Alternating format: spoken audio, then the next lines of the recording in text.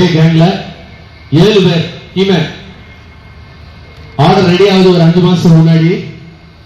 அந்த ஆர்டரை வந்து எதுக்காக இதுல முறைகேடு இருக்குது, இதை தடுத்து நிப்பாட்டுங்கன்னு போய் ஏடிஎன் அலுவலகத்துல போறோம். அது போயிருச்சு, மேல போயிருச்சு, நீங்க அங்க போய் பாருங்கன்னு சொல்றாங்க. அங்க போய் பாக்குறோம், அவங்க சொல்றாங்க இல்ல இங்க போயிருச்சு. இங்கே எங்கேயுமா அலைய வைக்கிறாங்க.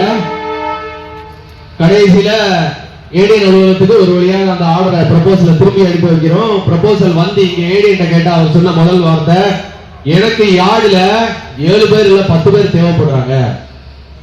பாயிண்ட் கிராசிங்ஸ் நிறைய இருக்கு, தேவைப்படுறாங்க, அதனால ஒண்ணும் செய்ய முடியாது. ஏற்கனவே இந்த கீமன் ஸ்டார் கீமன் ஒரு முதல் முறையாக கீமன் ப்ரமோஷன் வாங்குறாங்க. அவங்களுக்கு போஸ்டிங் போடக்கூடிய முறை என்பது என்னன்னா, இந்த ஆர்டருக்கு முந்தின வரைக்கும் கீமன் ஸ்டார் கீமனை வந்து எப்படின்னா பிரிச்சு போட்டாங்க. எங்க எங்க தேவை இருக்கோ அங்கங்க போட்டாங்க. எங்க எங்க கீமன் ஒரு கீமன் இருக்காங்களோ அவங்களுக்கு ஒரு ஸ்பேர் மேன், 2 கீமன் இருக்கிற இடத்துல 2 ஸ்பேர் கீமன், அப்படி போட்டு பிரிச்சு போட்டாங்க. கேட்ல யாரும் வேலை பார்க்க கூடாது. கீமன் வாங்கினவங்க அவங்க ரோஸ்டர் பார்க்க கூடாது, அவங்க வெளியில வந்துடணும் சொல்லி வெளியேற்றினாங்க. அப்படி ஸ்ட்ரிக்டா ரூலை ஃபாலோ பண்ணவங்க எதுக்கு இந்த ஆர்டர்ல 7 பேரை ஒரே இடத்துல பிரிச்சு போட வேண்டிய தேவை இருந்தும் போட்டதுக்கு உண்டான காரணத்தை கேட்டதற்கு அவங்க சொன்ன ஒரே காரணம், எனக்கு கீமேனு யார்ல தேவைப்படுறாங்க. சரி, இப்ப புதுசா ஒரு பிரச்சனை கிளப்புறாங்க. யார்டுல மெயின் கீமேன் ஒரு ஆள் இருக்காரு, ஸ்பேர் கீமேன் ஒரு ஆள் இருக்காரு. சீனியர் தான் போகணும். மெயின் கீமேனோட ரெஸ்டுக்கும் அவரோட லீவுக்கும் சீனியர் தான் போகணும். சீனியர் தான் போகணும்னா 7 பேர் இருக்கிற கேங்ல சீனியர் அவர் போய்கிட்டே இருக்கிறாரு. அவர் மாசத்துல ஒரு முறையோ இல்லது வருடத்தில் 10 முறையோ லீவ் போடுறாருன்னா அந்த 10 முறைக்கு மட்டும் அவருக்கு அடுத்த உள்ள ஆள் போவாங்க. அந்த 10 முறையிலேயுமே அவர் ஒரு 2 நேரம் லீவ் போடுறாங்கன்னா அதுக்கு அடுத்து உள்ள ஆளும் ஒரு நேரம் போவாரு. கடைசி பாத்தீங்கன்னா அந்த கடைசி ஒரு 5 பேர் இருக்கிறவங்க வருடம் ஃபுல்லாவே கீமேன் போக மாட்டாங்க. அப்படி கீமேனே போகாத, பாயிண்ட்னா கிராசிங்னா என்னன்னே தெரியாத அந்த கீமேன்கள் அங்க எதுக்கு? அப்படி நீ கீமேன் தேவை இருக்குன்னு நினைச்சா கூடலூர்ல இல்லையா பாயிண்ட்ஸ் அண்ட் கிராசிங், கொடரோடுல இல்லையா, அங்கெல்லாம் போட்டுக்கலாம் இல்லையா? இப்போ எங்க மெயின் லைன்ல யூனிட்டா இருக்கு. யூனிட்னா 12 கிலோமீட்டர் ஒரே யூனிட்டுக்குள்ள கொடுங்க. அதை கேங்கா பிரிக்கணும். முதல் கோரிக்கை, நாங்க அங்கீகாரத்துல இருக்கோம், 12 வருஷமா இருக்கோம் அங்கீகாரத்துல சொல்லக்கூடியவங்க இந்த யூனிட்டை வந்து கேங்கா மாத்துறதுக்கு வக்கில்ல. ஆர்டர் அப்பவே போடாதீங்கன்னு சொன்னப்பவே நிப்பாட்டி இருக்கணும். எஸ்எஸ்சி என்ன சொன்னாரு, நான் பரவலாக பிரித்து தான் போட்டேன். எப்பவும் போல ஏடிஎன் அலுவலகத்திற்கு ப்ரொபோசல் போனப்போ ஏடிஎன் சொல்றாரு, ப்ரொபோசல் அட்மினிஸ்ட்ரேட்டிவ் கிரவுண்டின் பிரகாரம் போடாது. இந்த ப்ரொபோசல எல்லாத்தையும் போட சொன்னா பரவாயில்ல, போட வேண்டாம் சொன்னா பரவாயில்ல, இந்த ப்ரொபோசலை போடாது. ஏன்னா அப்படி பரவலா பிரித்து போட்டா எஸ்ஆர்ஓவினர் வேலை பார்க்க வேண்டிய கட்டாயம் வந்துடும். அவங்களுக்கு வேலை பார்க்காமல் இருப்பதற்கு தோதுவான ஒரு 4 பேர் அந்த ஆர்டர்ல இருக்காங்க. அந்த 4 பேர் இங்க வேணும். அப்ப இந்த ப்ரொபோசலை அட்மினிஸ்ட்ரேட்டிவ் படி பிரித்து போடாதே, அவங்க இஷ்டப்பட்ட இடத்துல போடு. அப்ப இதை நீ முதலே செஞ்சிருந்தீங்கன்னா இந்த கேள்வி வருமா? ஏடிஎன் ஆபீஸ் அலுவலகத்துல இதே போல் சீட்ல உட்கார்ந்த ஒருத்தர் தான் டிஆர்எம் ஆபீஸ்ல இருந்து மொத்த இருந்த எல்லா ஆபீஸ்லயும் இன்ஜினியரிங்ல இருந்த எல்லாரையும் வெளியில எடுத்து வேலை பார்க்க வச்சாரு. அப்பேற்பட்ட பவர்ஃபுல்லான போஸ்டிங்ல இருந்துட்டு இந்த அட்டகத்தி சங்கத்தினருக்கு நீங்க ஒத்தி சென்று போறது அவமானமா இல்லையா? போகணும்னு இருக்கு, ரைட்டு. அப்ப சீனியர் யூஎஸ்எம்டி எப்படி சுத்துறாங்க? எல்லாரையும் வெளியில எடு, எல்லாரும் வரணும், எல்லாரும் களத்தில் இறங்கி வேலை பார்க்கணும். உண்மையான ஒரு காரணம் வேண்டும். ஒருவர் லைன்ல வேலை பார்க்க முடியலன்னா அவருக்கு உண்மையான மெடிக்கல் காரணமோ அல்லது ஒரு குடும்ப சூழ்நிலையே இருக்கணும். அதை அதிகாரி வந்து வெரிஃபை பண்ணி அவங்களை நியமிக்கணும். இவன் சொன்னா அவன் சொன்னான்னு அவங்களோட பேச்சை கேட்டுட்டு நியமிச்சா எப்படி ஒழுங்கு நீதிக்கும்? காலையில கீமேன் போறாரு, மதியம் கீமேன் ஒர்க்க பார்க்கணும், ஒர்க்க பார்த்து முடிஞ்ச உடனே நைட்டுக்கு ஆள் இல்லைங்க நீங்க போகணும். மாஸ்டர் எடுத்து பாருங்க, எத்தனை ஸ்டார் கீமேன் சொல்லி ஒரு ஆள் போட்டிருக்கவன் தன்னுடைய வார விடுமுறையை கூட எடுக்காம சிஆர் வச்சுக்கிட்டு கஷ்டப்படுறான்.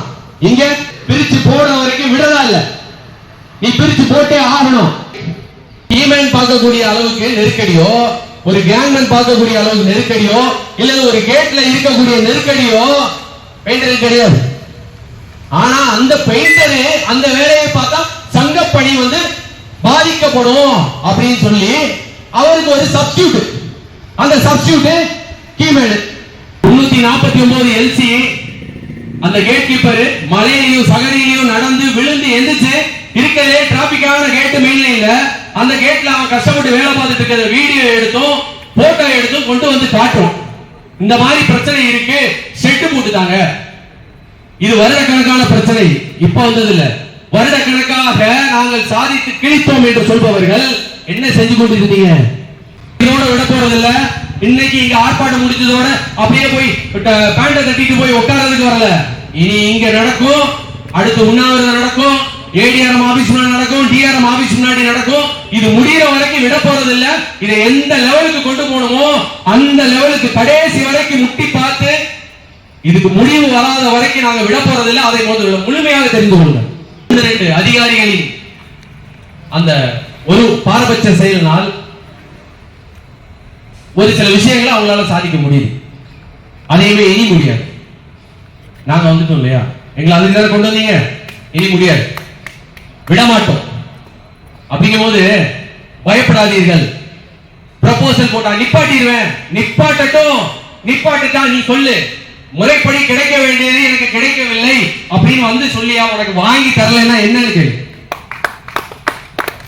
நம்ம இன்ஜினியரிங் தொழிலாளர்களை இந்த பிரியாணிக்கும் கோட்டருக்கும் கூட்டு போற கூட்டம் மாதிரி நடத்திக்கிட்டு இருக்காங்க. முதல்ல அதை உணருங்க. கூட்டத்துக்கெல்லாம் போகாதீங்க. என்ன பிரச்சனைனே தெரியாம போய் நின்ன வந்தாங்க 20 பேர், தெரிஞ்சவர் 2 பேர். அவனை வச்சு கூட்டம் காட்டி அதிகாரிகளை மிரட்டுவது. என் பின்னாடி இவ்வளவு பெரிய கூட்டம் இருக்கு, நான் ஒண்ணுமில்லா பண்ணிடுவோம். அதிகாரியை வச்சு அதிகாரியின் கையில் இருக்கிறான், நான் ஒன்னே ஒன்றுமில்லாம் பண்ணி விடுவேன். அப்ப இப்படி ஏதாவது ஒரு பக்கம் நினைச்சுன்னா சாப்டர் க்ளோஸ். யூபிஎஸ் அமல்படுத்தின உடனே என்ன சொன்னாங்க? உடனே கேக்க ஆட்டி போட்டு பென்ஷன் வாங்கி கொடுத்துட்டோம். எவனா வாசியாத அதுல என்ன இருக்குன்னு கூட தெரியாம கொண்டாடிய 8வது ஊதிய குழு வந்து குழுவை மெம்பர்ஸை அப்பாயிண்ட் செய்து விட்டார். இது ஒண்ணுதான் சொன்னோம். சொன்ன உடனே என்ன பண்ண? ஆஹா, 8வது ஊதிய குழுவை அமைப்பதற்கு வலியுறுத்தி பெற்று தந்த எஸ்ஆர்எம். அந்த 8வது ஊதிய குழு எவ்வளவு ஓட்டம் இருக்கு தெரியுமா? என்னென்ன பிரச்சனை வர காத்திருக்க வாட்சிங்களா? வரப்போற மாதிரி இருக்கு. அப்படிதான் ஒரு துண்டு தான் சைக்கிள் அலவன்ஸ். சைக்கிள் அலவன்ஸ் வரப்போகுது. சைக்கிள் அலவன்ஸ் யாரு கொடுப்பாங்க, எதுக்கு கொடுத்தாங்க, எதுக்கு நிப்பாட்டினாங்கன்னு தெரியுமா? சைக்கிள் அலவன்ஸ் வரப்போகுது. 3-5 வருஷத்துக்கு வரப்போகுது, பல ஆயிரம் வரப்போகுது. உடனே போ, பேப்பர் எடு, பிரிண்ட் எடு, எல்லாருக்கும் கொண்டு வந்து விநியோகம் பண்ணாங்க. நாங்க தான் முதல்ல வாங்கி தந்தோம்னு சொல்லி எல்லாத்தையும் முந்திக்கிட்டு நான் தான் வாங்கி தந்தேன், நான் தான் வாங்கி தந்தேன், நான் தான் வாங்கி தந்தேன்னா, ஏன்னா முதல்ல அது என்னன்னு தெரிஞ்சுக்கிட்டாவது நான் வாங்கி தந்தேன்னு சொல்லு. பேசி அதை கொடுத்து இப்ப 1 வருஷம் ஆகும் போது சைக்கிள் அலவன்ஸ் என்னாச்சு? ஏதோ தொழிலாளி கேள்வி பார்ப்போம், அவன குரூப்ல கேள்வி கேள்வியா பார்ப்போம். அவன் சொன்ன அந்த குரூப் விட்டு வெளியேறிய முதல்ல நல்லதோ கெட்டதோ ஒரு மனிதன் வந்து நல்லது எது கெட்டது ரெண்டையும் தெரிஞ்சுக்கிட்டியா? நான் கெட்டவளாவே இருந்துட்டு போறேன், என் குரூப்ல நடக்கிற கெட்டதையாவது தெரிஞ்சுக்கோ. தொழிற்சங்கம் என்ற போர்வை சுத்தி தெரியும். வேலை செய்யாமல் சுத்தி திரிபவர்கள் வேலைக்கு செல்லாமல் நாங்கள் விடப்போவதில்லை. இது அதிகபட்சம் போனால் கடைசியில் எங்களுடைய தொழிற்சங்க கோட்பாடுகளையும் மீறி நாங்கள் 20 பேர் வேலைக்கு செல்ல முடியாத சூழ்நிலையை உண்டு பண்ணிடுவீர்கள். அந்த லெவலுக்கு கொண்டு போகாம இதுக்கு உண்டான நடவடிக்கையை உடனடியாக எடுத்து இதை மாற்ற வேண்டும். மாற்றும் வரைக்கும் விடாது டிஆர்யூ. தொழிலாளர்களே, இதில் சில பேர் பாதிக்கப்படலாம். சந்தோஷமா இருக்குமே, கெடுக்கிறாங்களே டிஆர்யூ அப்படி நினைக்காதீங்க. ஒரு நீண்ட வரிசையில தன்னுடைய முறைக்காக காத்து கொண்டு இருக்கும் தொழிலாளர்கள் மத்தியில் உங்களை கொண்டு போய் இடையில் சொருகும் போது சந்தோஷமாகத்தான் இருக்கும்.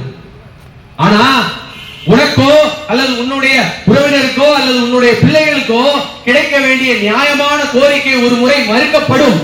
அப்ப மறுக்கப்படும் போது அதோட வழி என்னன்னு தெரியும். அந்த வழி வரும்போதுதான் யாராவது கேட்க மாட்டீங்களா அப்படின்னு கத்துவேன். அந்த கத்தும் போது வந்து நிக்கிறவன் தான் அதிகாரி. நாங்க வந்து நிப்போம். அதனால முறை மாறாமல் இருக்கணும்னா முறைப்படி நடங்கயா. முறைப்படி நடத்த எல்லாத்தையும் ரூல் எது கொண்டு வச்சிருக்கேன். அங்க ஒரு ரூல் இங்க ஒரு ரூல் பண்ணாத. ஒரே ரூல், ஒரே போக்குல போ, குழப்பங்கள் வராது, ரூலுக்கு நாங்கள் இசைந்து வருகிறோம், ஒன்னும் பிரச்சனை இல்ல, ரூலை மாற்றாதே, இஷ்டத்துக்கு செயல்படுவதை ஒருபோதும் ஏற்றுக்கொள்ள மாட்டோம், இதற்கு கடுமையாக கண்டனம் தெரிவிக்கின்றோம் என்று